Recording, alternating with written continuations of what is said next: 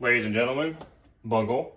Today we're going to be talking about Enlisted, the World War II free-to-play first-person shooter. Now, you may be asking yourself, Bungle, what is Enlisted, right? If you're a new viewer to my channel or you're a sub and you haven't checked in a while, well, World War II basically is a very popular genre. There's different types of games out there like Battlefield 5. And sometimes an issue with a lot of those games is getting the historical authenticity and accuracy in there while keeping the cartoony elements out of it, right? So Enlisted keeps that historical authenticity and accuracy while also retaining arcadey gameplay. So if you kind of like that, if you don't like playing like simulators like Postscriptum or Hell Let Loose, then definitely Enlisted is the way to go. Now, what are we going to be talking about today, Bungle? Well, pretty much this is a premium review of the Battle of Moscow Panzer 38T. All right, now kind of what I do with all my other videos, I give you a price point. I'm going to give you an overview of what this vehicle is or what the class is and everything we're talking about, kind of the capabilities, main firepower of the class, what it brings to the table, and then lastly we're going to talk about the benefits of having a premium squad. Now, starting off with it, going into the overview. All right, so this is a Panzer 38T. This is your light tank, right? The Panzer 38T is basically a Czechoslovakian captured tank that the Germans were using in the Eastern Front. This is a light tank, right? This isn't a heavy tank, this is a medium tank, this is a light tank. This thing will cost you roughly 20 bucks or 1800 or 1850 gold, right? Around that ballpark. All right, so you're gonna pay roughly 20 bucks for this tank. Now going into it, right, the main firepower of this gun, or this tank really, is a 37mm cannon. Surprisingly, and you'll be very surprised with this tank can handle its own against T-60s, I think T-127 is the one with the 45mm cannon, also the T-28. The T-50, I haven't really tried it out against, nor do I see T-50s because they're kind of rare to see, but definitely with the sloped armor of a T-50, I can see this tank struggling.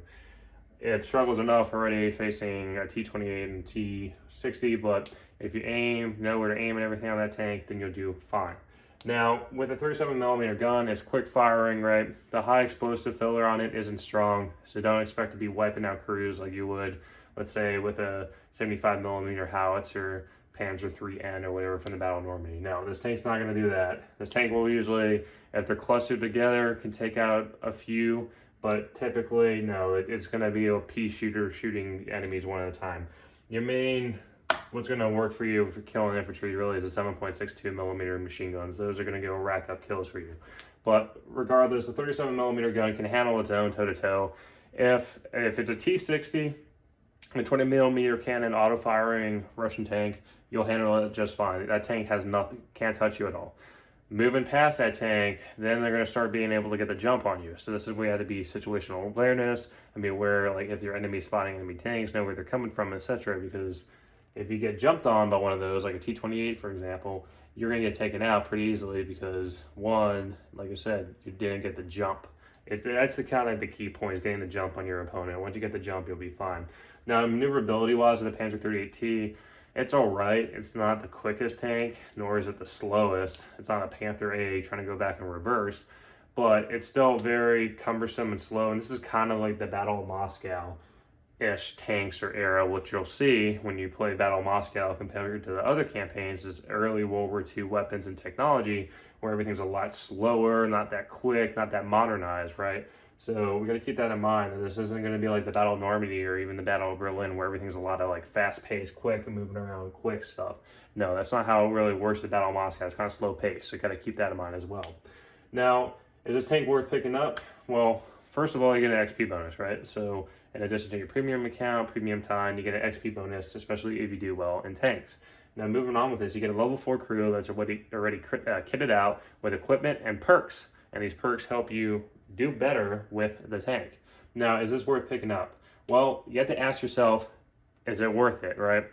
Do I play tanks? Do I do well in tanks? Do I play tanks and I just get destroyed all the time?